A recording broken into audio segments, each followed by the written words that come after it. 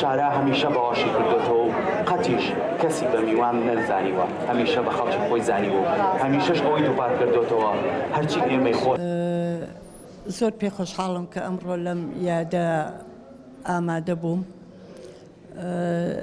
ئەمە یادەوەریەکی زۆر گرنگە کە هەموو ساڵی تازە ئەکرێتەوە. یەکێکی وەکو من کە لەم تەمەنە هەموو مناڵی مێنێتەوە بیر هەموو ژیانم کە لەم ناوچەیە.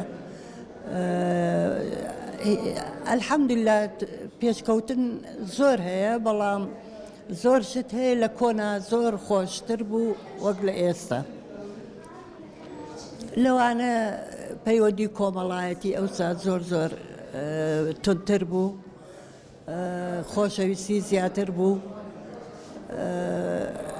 ڕێز زیاتر بوو، بەڵام هیوادارم ئینشەڵڵا ئەم زروفەی کە کوردستان و سلەیمانی پێ ئەڕوا دوایی بێ و بکەوینە کاتێکی خۆشتر.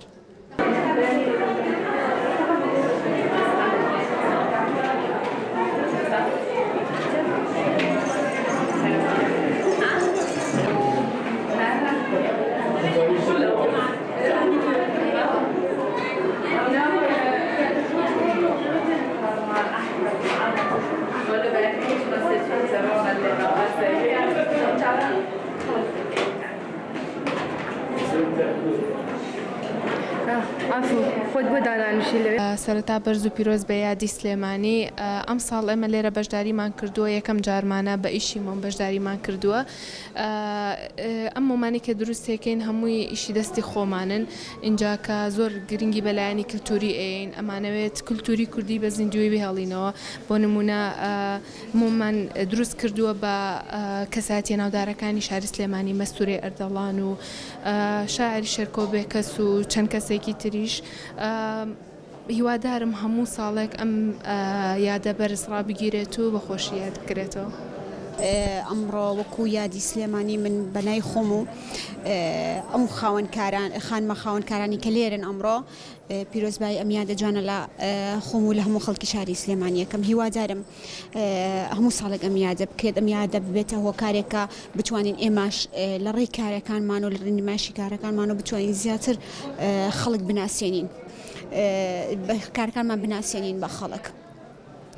بێگومان ئەم جۆرە فستیڤالەکە ئەکرێت ساڵانە ڕێنشاندەر و هەلێکی زۆر زۆر باشە بۆ ئێمەی خانم کە ئەتوانین کارەکانمان بە زۆربەی خەڵک هەم خەڵکی شاری سلێمانی هەم دەروی سلێمانی بناسیێنین بۆ ئەوەی بتوانین هەم بە بازاڕی بکەین و هەم نمایشی بکەین بۆ ئێمەش وەکو خانمانی کورد هیچمان کەم نەبێت لە هەموو ئەو کەسانەی کە کارەکەن.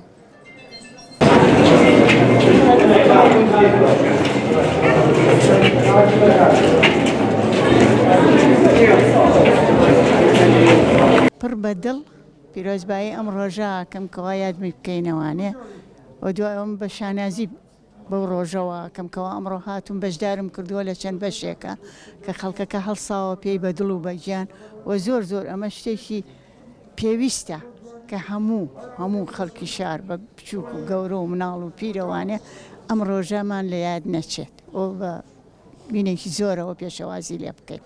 و زۆر من سپاسی ئەو خەڵکۆ و گەنجانەکەم کەەوە هەستاون بەو ئیشانە هەموو بە خۆ بەخشی زۆر شتی جوانیان کردووە زۆر زۆر زۆر.